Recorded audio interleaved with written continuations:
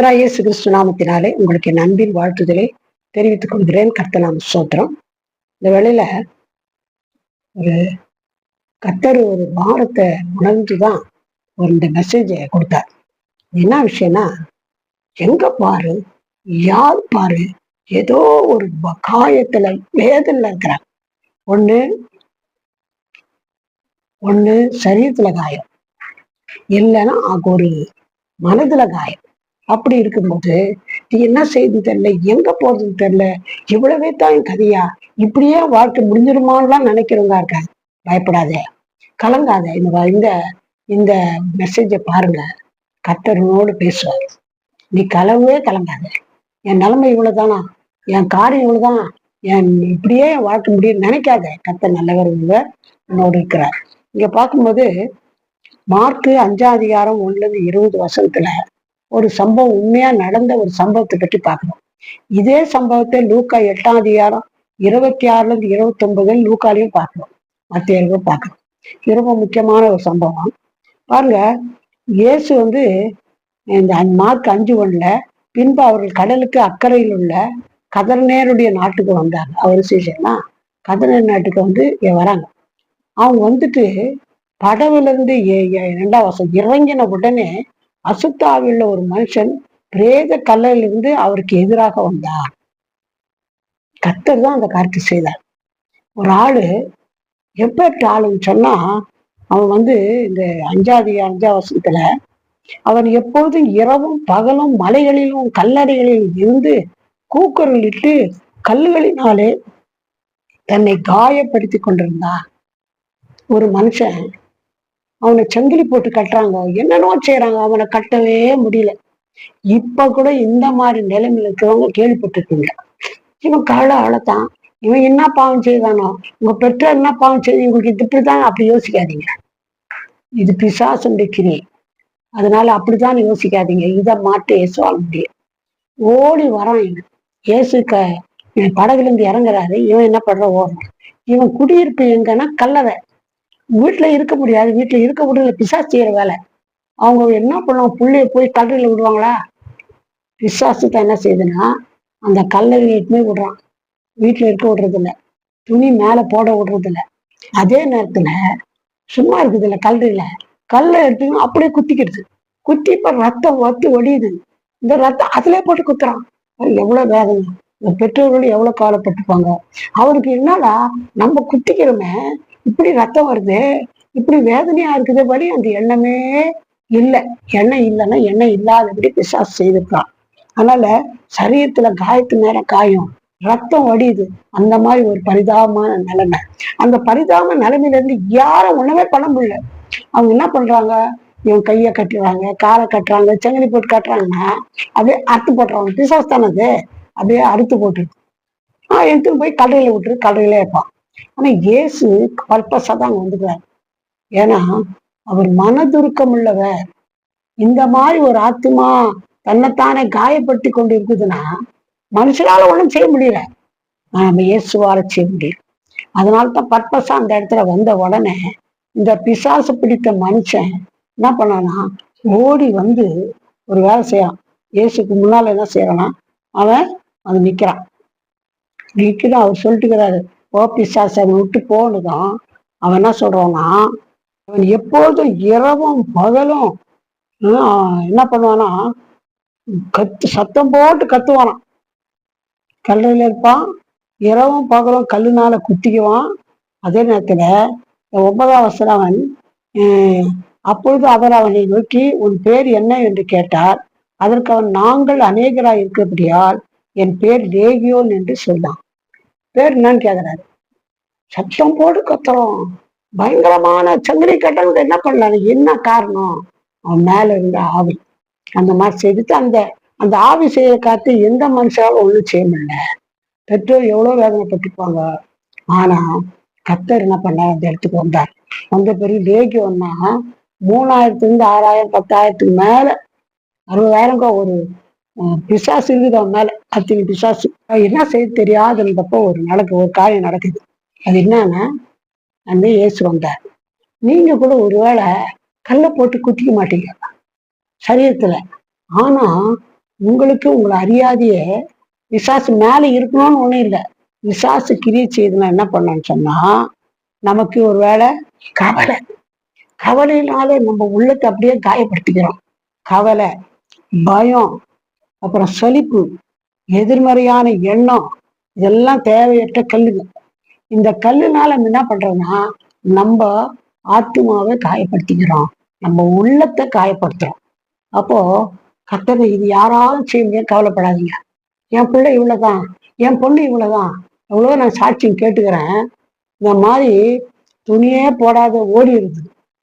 என்ன பண்ணாலும் ஒன்றும் பண்ண முடியாத ஆட்கள்லாம் கூட அப்போ இப்போ இயேசு கிறிஸ்து நேற்று நின்றும் என்றும் மாறாதவராக வசனம் சொல்லுது.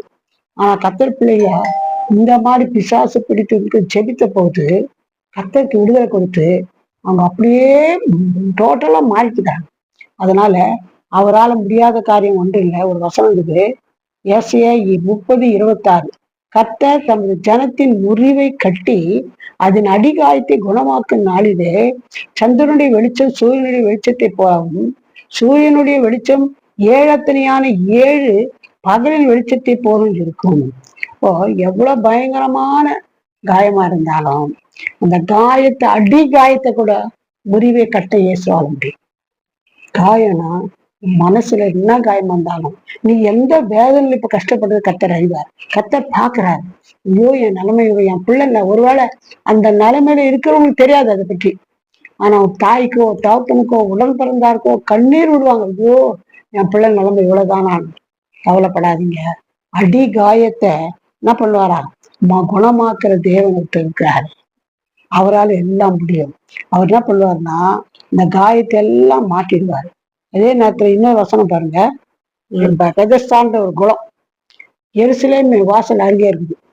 அங்க 5 மண்டபம் இருக்குது. அந்த இடத்துல ஒரு ஆள் படுத்துக்கிறான். அவன் எப்படின்னா 38 வருஷமா ஒண்ணுமே அப்படி இப்படி அசைய முடியாது, நடக்க முடியாது, ஒண்ணுமே செய்ய முடியாது. பேரலிசிஸ்ல அப்படியே பக்கவாத்துல விழுந்து கிடக்கிறான் அந்த குளத்துக்கிட்ட. அந்த குளத்துல என்ன நடக்கும்னு சொன்னா, அப்பனா அப்பப்ப தூதர் வந்து கலக்குவாங்களாம் தண்ணியை. கலக்கினா யார் முன்னால இறங்குவாங்களோ அவங்க உடனடியே என்ன வியாதியா இருந்தாலும் சுகமாயிடும். அந்த மாதிரி இருக்குது. கலக்குறாங்கோ, தேவதூதர் கலக்குறாங்க, யாரோ ஒருத்தர் முதல்ல இறங்குறாங்க, சுகமாய் போயே இருக்கிறாங்க. ஆனா இந்த ஆளு 38 வருஷமா அங்கதான் இருக்குது. அவரால் முடியல. காரணம் என்ன, உங்க சொந்தக்கார் இருந்தாங்களோ, பந்துக்கள் இருந்தாங்களோ, பிள்ளைங்க இருந்தாங்களோ, என்ன யாரும் கண்டுக்கல. அவர் எட்டுமே உள்ள உடுவதுக்கு யாரும் ஆளும் இல்லை. கர்த்தர் அதை பார்த்தார். பார்த்து அவரே வந்தார். இந்த எருசலேம்ல அந்த பெதஸ்தா குளத்துக்கிட்ட அவரே வந்தார். முன்ன கூட பாக்குறாங்க, என்னை கவனிக்கிறவங்க யாரும் இல்லையா, உன்னை விசாரிக்கிறவங்க யாரும் இல்லையா, உன்னை தேற்றவங்க யாரும் இல்லையா, உன்னை உதவி செய்யறதுக்கு யாரும் இல்லையா, கவலைப்படாத, இயேசுவே உங்ககிட்ட வருவார். பரிதாபிக்கிற தேவன் இயேசுவே உங்ககிட்ட வருவார். இயேசுவே வந்தாருன்னா பாரு, சுகமான விரும்புவியானா, அவன் ஆமா சுகமான விரும்புறேன், என்ன அந்த குளத்தை கலக்கும் போது யாரும் உள்ள விடுறதுக்கு ஆள் இல்லைன்ற. அவர் என்ன சொன்னாரு, படுக்கை எடுத்து நடானார், அவ்வளவுதான். டக்குன்னு படுக்கை எடுத்து அவருக்கு 38 வருஷமா படுத்துருந்தேன். இயேசு ஒரு வார்த்தை சொன்ன உடனே ஒரு குணமாக்க வல்ல அவன் செலுக்கிற பாய்ந்து வச்சு அவன் படுக்கை எடுத்துன்னு அவன் நடக்கிறான். பாருங்க, இயேசு உன் நிலைமையை பார்த்து, உன் பரிதாபமான நிலைமையை பார்த்து அவரே உன்னிடத்துல வருவார். யாரும் இல்லைன்னு நினைக்காத, யாரும் என்னை காப்பாற்றுறது இல்லைன்னு நினைக்காத, என்னை விசாரிக்கிறது இல்லைன்னு நினைக்காத. உன்னை விசாரிக்கிற ஆண்டவர் ஒருத்தர் இருக்கிறார். அன்று இருந்தவர் இன்று இருக்கிறார். அன்று அந்த ஆளை தேடி போனவர் இன்று உன்னை தேடி வருகிறார். இயேசுவே நீ கூப்பிட்டு பாரு, இயேசுவே கூப்பிட்டு பாரு, கண்டிப்பா உனக்கு அற்புதம் செய்வார். அது மட்டும் இல்ல, இன்னொரு காரியம் நான் பார்க்கும்போது, எரிகோ கிட்ட போறார். ஒரு நாள் இயேசு போகும்போது குருடன் ஒருத்தன் பிறவி குருடன் வழி அருகே பிச்சை கேட்கிறான். அவனை எடுத்து போய் இயேசுக்கிட்ட விடுவான், ஆள் இல்லை. இயேசு எங்க இருக்கான் சொல்ல ஆளும் இல்லை. அவன் கேள்விப்பட்டிருப்பான், ஓஹோ இயேசு ஒருத்தருக்கிறாரு, அவர் வந்து ஜெபம் பண்ணாருன்னா அவர் வார்த்தை சொன்னா என் கண் பார்வை வந்துடும்னு காத்துனேன்னா, ஒரு நாள் இயேசு கரெக்டா அந்த ஏரியா கிட்ட வர வரும்போது என்ன சத்தம் கேட்கறான். இவ்வளவு கூட்டமா இருக்குதுண்ணா, அதுவா இயேசு வராருங்க. உடனே தாவீது குமாரனை இறங்கன்றான். என்ன பேசாத சத்தம் போடாதன்றாங்க. அவன் இன்னொரு சத்தமா கூப்பிடுறான். அதனால உன்னை யாரு தடை பண்ணாலும் நீ இயேசுவே தாவீதின் குமார்னு எனக்கு இறங்கும் கூப்பிடு, சத்தமிட்டு கூப்பிடு, உன் பிரச்சனையை கத்தனை மாட்டுவேன். அதுக்குதான் அவர் வராரு, உன்னை தேடி வராரு. அவன் கத்தனா, சத்தம் போட்டான், உடனே கிண்ண கொண்டு வானா, என்ன வேணும் போனா, மிச்சம் ஒரு 5 ரூபாய் போடுன்னு சொல்ல போட்டு போயிட்டு பாரு. நான் பார்வை அடையணும்னு கேட்டேன். உடனே கத்தரை அவனுக்கு பார்வையை கொடுத்துட்டார். அப்போ இந்த மாதிரி உன்னை தேடி வருகிற ஒரு ஆண்டவர் இருக்கார். இதான் உனக்கு குட் நியூஸ்.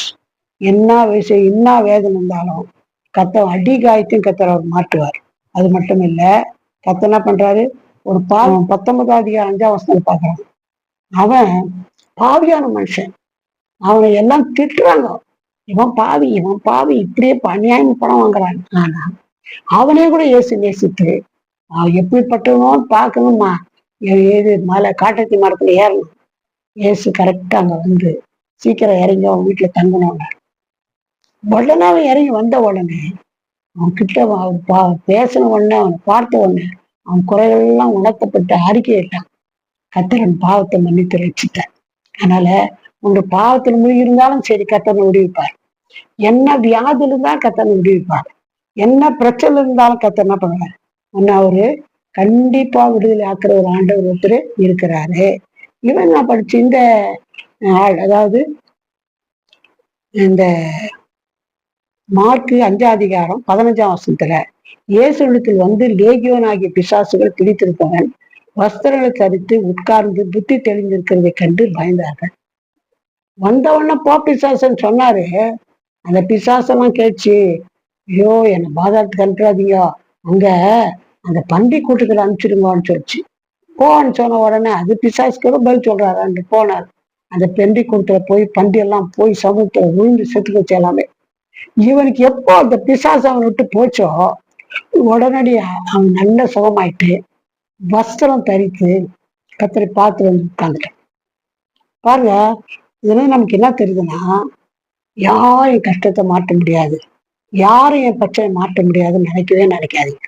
உன் பிரச்சனை எப்பேற்பட்டதாலும் சரி, உனக்கு விடுதலை கொடுக்க, உன் காயத்தை ஆற்ற, உன் வியாதியை மாற்ற, பாவத்தை மன்னிக்க இயேசு ஒருத்தர் இருக்கிறார். அப்போ அவன் வஸ்திரம் திறந்து புத்தி தெரிந்த பார்த்த உடனே ஜனங்கள்லாம் பயந்துட்டாங்க. என்னடா இவ்வளவு காலம் சங்கிரியில கட்டினதோட அறுத்து போயிட்டு வஸ்திரம் தரிக்காத கல்றையில இருந்தான், அப்படியே குத்தி கல்ல போட்டு குத்தி நின்னான். எவ்வளவு பேர் அந்த காயம் கூட தெரியாத அளவுக்கு ஆகி போச்சு. எவ்வளவு காயம் ஆகி ரத்தம் ஒழி இருக்கும், அதெல்லாம் ஒரு இல்லாதபடி கர்த்தர் ஆத்திட்டார். அப்போ மனுஷரால் கூடாதவர்கள் தேவனால் கூடும்.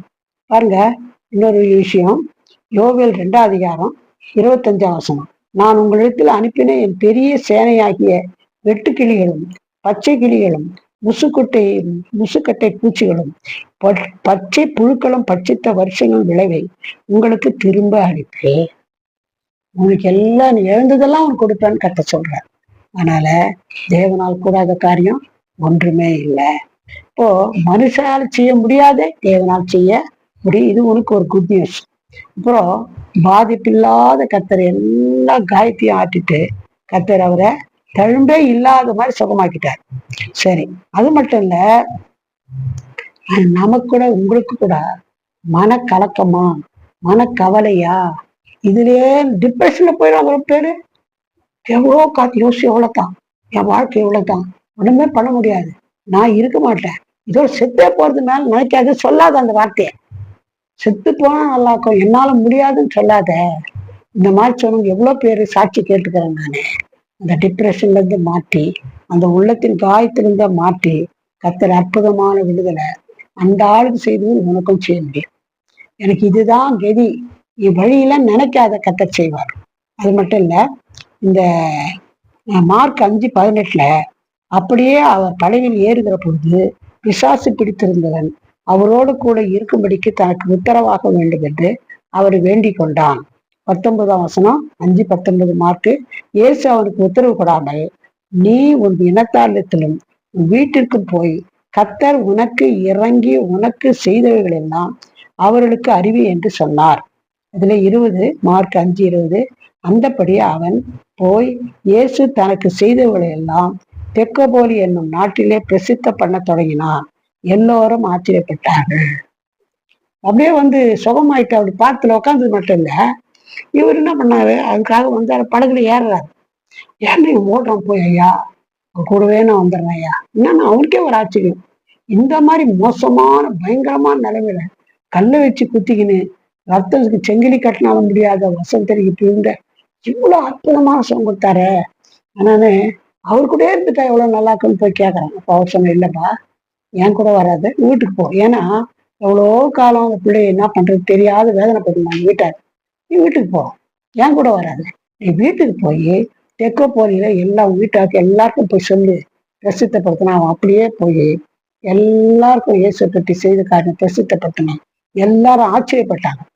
இப்ப பார்த்தீங்களா? இப்போ அவன் பிசாசு பிடித்து குணமாக்குறது மட்டும் இல்ல, ஒரு நல்ல ஊழியக்காரனை கத்தர் மாத்திட்டார். அந்த தெற்கோ போலியில ஊழியம் செய்யறதுக்கு கத்தர் அவனை பயன்படுத்தினார். உங்களுக்கு எவ்வளவு நன்மை செய்கிறார் ஆண்டவர். நீ அப்படியே சாப்பிடுறோம், தூங்குறோம், வேலை செய்யறோம். அவர் செய்த நன்மைக்கு பதிலாக அவருக்கு ஏதாவது செய்யணும். அவர் செய்த நன்மையில தெற்கோ போயிடலாம் சொன்னது போல, நீ இருக்கிற வீட்டுல ஊர்ல கத்தரை பற்றி சொல்லு, சாட்சி சொல்லு, சாட்சியா ஜீவி, கத்தரை பிரசித்தப்படுத்து. உன்னை கத்தரை ஆசீர்வதிப்பார்.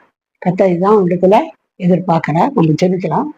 எங்களை நேசிக்கதான பரம்பிதாவே, நல்ல வேலைக்காக நன்றி துணிக்கிறேன். கண்ணீர்ல, கவலையில, வேதனையில, டிப்ரெஷன்ல இருக்கிற எத்தனையோ பேர் இதை பார்த்து கொண்டிருக்காங்கப்பா. எங்க வாழ்க்கை இவ்வளவுதான், இப்படியே வாழ்க்கை முடிஞ்சிடும் நினைக்கிறாங்கப்பா. என் பிள்ளைங்க வாழ்க்கை இவ்வளவுதான், இப்படியே முடிஞ்சிடும் நினைக்கிறாங்கப்பா. ஆனால் கத்தாவே, நன்று அந்த மனுஷனுக்கு விடுதலை கொடுத்த ஆண்டவர் இந்த நீ பிள்ளைகளுக்கு, இந்த ஆட்களுக்கு செய்ய வல்லவரா இருக்கிறீங்க. ஒரு அடி காயமாக்கட்டும், சரீர காயமா இருக்கட்டும், வியாதியா இருக்கட்டும், மன கவலையா இருக்கட்டும், டிப்ரெஷனா இருக்கட்டும், பிரச்சனையா இருக்கட்டும், எல்லாவற்றையும் மாற்ற, அடி காயத்தை மாற்ற முடியுமாப்பா. இதை கேட்டுக்கொண்டவர்கள் யாரா இருந்தாலும் அவளை நோக்கி பார்க்கும்போது அவளுக்கு கத்தாவே எனக்கு படித்த வசனத்தை அற்புதம் செய்த தேவன் அவள் வாழ்க்கையில அற்புதம் செய்து நான் மயப்படுத்திடும். அவனை பார்த்து அநேகர் ஆச்சரியப்பட்டாங்க, பயந்தாங்கன்னு நாங்க வேதத்துல வாசிக்கிறப்பா. இந்த பிள்ளைகள் என்ன பிரச்சனை, அந்த பிரச்சனையை மாற்றுங்க. அதை பார்த்து அநேகர் பயப்படணும், ஆச்சரியப்படணும், அநேகரும் பக்கமாய் வரணும். அப்படி ஒரு அற்புதம் செய்யுங்க, பெரிய காரியம் செய்யுங்க. பொறுப்புள்ள கருத்துக்குள்ள நாங்க தாழ்த்தோம். இயேசுவின் நாமத்தில் ஜெபம் கேளும் பிதாவே. ஆமென். God bless you.